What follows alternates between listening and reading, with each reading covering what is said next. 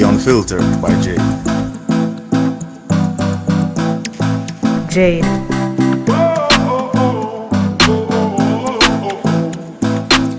Welcome to The Unfiltered by Jade, where we educate, empower, and entertain. Feel free to like, share, subscribe, download, donate, and make everybody know about this.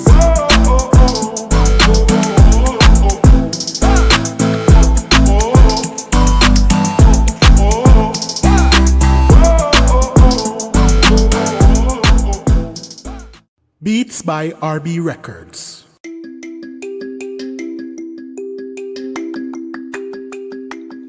Shopping assistance, your style, your budget. Our services include online and local shopping for individuals and businesses, personal shopping, purchasing of company and office supplies, importing and exporting small packages across Jamaica and worldwide, and helping you find unique gifts and items for all events and occasions. Contact us at 876-919-5195 or shoppingassistance2015@gmail.com. Shopping Assistance, your style, your budget. Welcome back to The Unfiltered by Jade. Today we have with us here a special person, Anita and Callaway, also known as Ink. She is an author, ghostwriter, motivational and transformative speaker who is faith-based. She's an advocate and she's the founder of Anita Creative Agency. Hi, Anita. Hi, how are you? I am great. How are you? I am well. Can I complain? We are here today to speak about your book, At Last, Ivy. Yes. Are you excited about this book? Yes, I am. I'm excited about this. It took me about 2.5 years to complete it. And so this is definitely a labor of love that I'm very proud of. Nice. Awesome. And I'm happy that you're here to talk about it with us today. All right. So we're going to jump into it. Passionately Pained. Yes. Give us a little bit about that. Well, that's the very first chapter, and that gets the reader in the headspace of Ivy. We start out with the 1-2 punch. She is very pained. She's in a lot of pain. She's on the bathroom floor most nights, and she's a writer. So she's writing poems, she's speaking aloud her poems and her truth, but she is in a lot of pain. She doesn't know why. It's on the backdrop of COVID-19. So we're all in the house at this point. We lived it, right? Oh, yeah. So we're in the house. She's in the house, and she didn't have any other choice but to deal with herself. And those nightly tirades on the floor just kind of broke her. She was doing it for months, and it broke her. And so now she's just like crying out for help. She's trying to get back with her ex-husband. So that's the problem. She's trying to get back with her ex-husband, and he doesn't really want her. He's kind of stringing her along. So she, had been dealing with him, sexually, emotionally. And of course, when he's done with her, he throws it to the side. And she's getting ready to turn 40, and she thinks that her life is over. She thought she would still be married. And she's just trying to find herself. And when she's trying to find herself on the bathroom floor, she realizes that it's more than just her ex-husband not wanting her, right? It's her childhood trauma that is rearing its ugly head. Yes. She dealt with it through her relationship, but she didn't know what it was until she, had a date with the floor every night, and then she finally sought help because she was really doing some crazy stuff. And I know a lot of women can relate to some of the things that Ivy did and so she protected herself too. I know myself, I can personally, and the women that I know in my life, when you look back, you can, wonder why did I do that, right? But in that moment, you're not thinking about it, especially when you're hurting, right? When you're hurting, you don't know why you do some of the things that you do until you look back. And then you say, oh, wow, I was really hurting. And so she was really hurting. And she did some wild stuff. Now, I won't go into detail. Right. But she did some crazy stuff. And even when I was writing it, I'm like, Ivy, this is really what you want to say? And she's like, yes. So that's kind of how I talk to my characters. Are you sure you want So she said, yes, this is exactly what I want to say because I know it's going to help somebody. Yes, yes. And, we wrote it. So, yeah. Love it. And I love how the book, even the beginning, Passionately Pained, it starts off helping people, showing people a side that most times people don't want to talk about, women don't want to talk about. Yes. But as you said, having a date with the floor every night, it kind of sometimes bring things up that you never thought of before. That can really help you. So that's really good. Yes. I knew you, boo. Let's talk about that. Yes. So that's chapter 3. So by this time, she has enlisted herself in therapy. So she's becoming a new person inside out. She's finding that therapy is not easy, right? It's just like you go and you lay on the couch like they make it seem on TV. Therapy is a lot of hard work. It's a lot of things that come up that you didn't even know that were there. And it's really like being flipped inside out emotionally. And I drew from my own experiences with going to therapy. So I kind of put that in there and things that I've heard from other people, like in my life again. Right. And so therapy can be really hard when you are honest. Right. Because if you're not honest, you'll go in there and you won't have any revelations or any breakthroughs. But when you're honest, things happen. And so she's feeling herself now at this point because she has been going to therapy and her children are now seeing another side of her that they had missed, right? During COVID. And she decided, during therapy, you know what? I'm not going to deal with my ex-husband. His name is Nate. I'm not going to deal with Nate because she still was kind of teetering in therapy and talking to Nate. And it was confusing to her because everything her therapist was telling her was total opposite, of course, of what he was doing and what he was saying. And it didn't line up. So she had to finally realize, you know what? I have to stop this if I wanted to get the help. And so she is feeling herself. She decides to go on a trip. And that's kind of what started her new boo thing.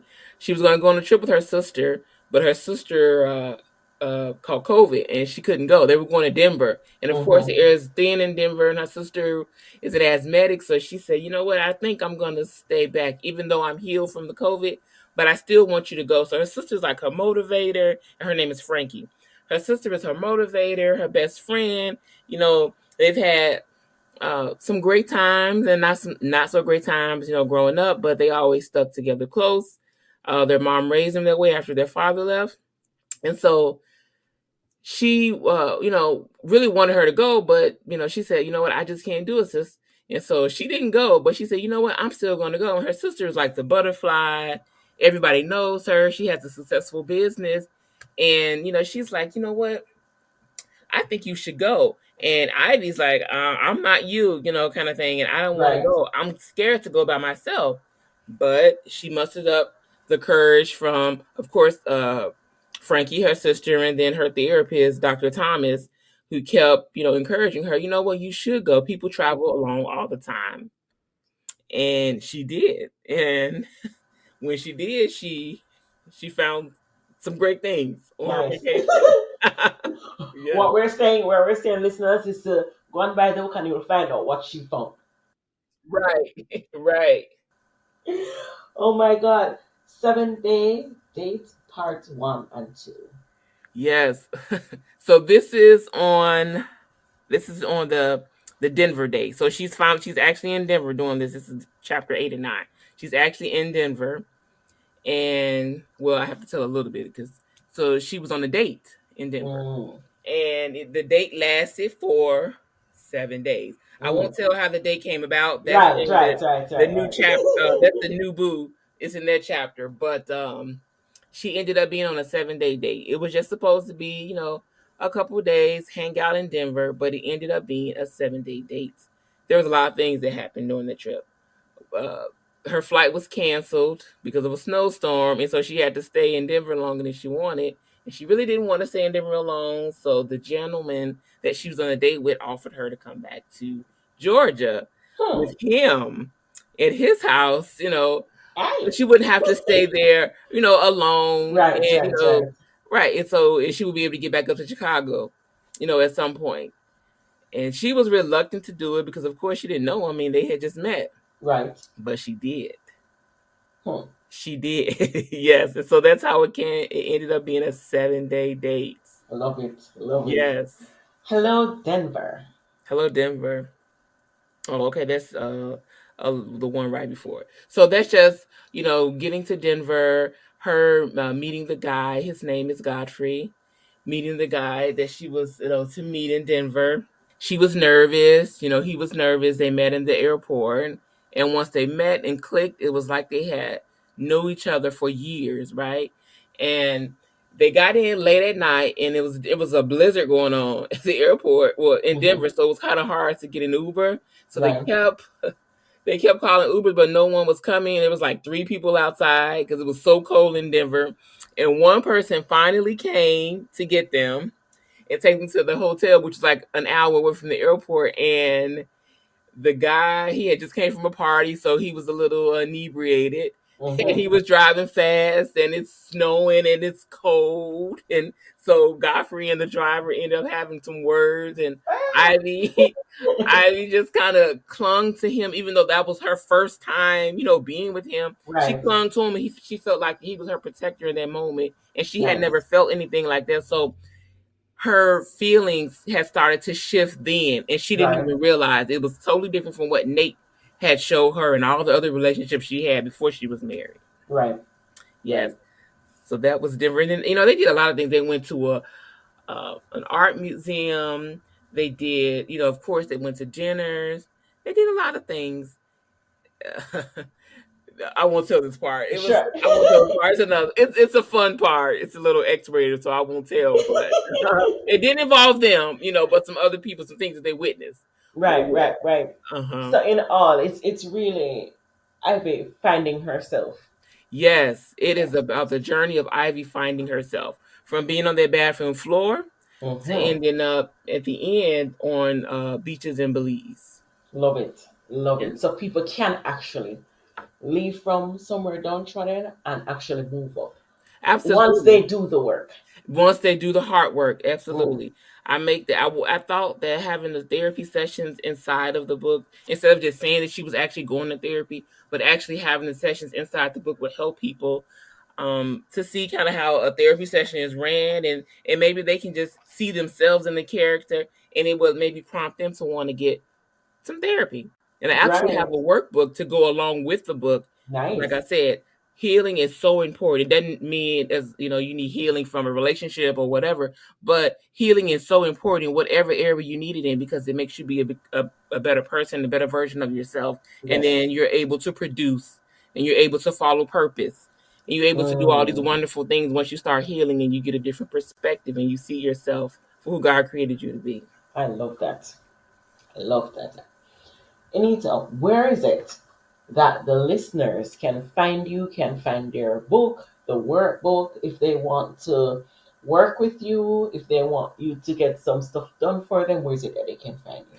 So they can find me on inkwrites.com. That's INCWRITES.com. That's my website. Or my social media handles, both Inkwrites for Instagram and Facebook. And then the book is sold, of course, on my website, and it's also sold on Amazon. So you can, just type in my name. I need Nicole Callaway, or I need it in Callaway, or either the name of the book, and it'll pop right up.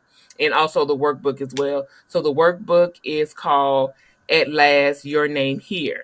The Hard Work Begins Here. That's the name of the workbook. And I wanted to do Your Name Here because whoever will be doing the work in the workbook, it will be your work, because you're finding your healing space. Now, I make it plain that I am not a therapist. I'm not, but I'm a big advocate for therapy, and that you can take these answers that you have to your therapist, or if you're thinking about starting therapy, you can take those with you. Right. So you can have a starting point. The workbook is fun. It's engaging. It's diving in deeper into the character and the things that she go through. Is so many ups and downs, so much drama that goes on, and the different dynamics that she has with different characters throughout the book. And I want people to see themselves in some of those situations, or someone that they may know, so they can come to a realization that, what, maybe I do need to look at myself a little deeper. Maybe I need to do the hard work, which I call the hard work, which is therapy, being introspective, and applying your faith through this journey of the Love that. hard work.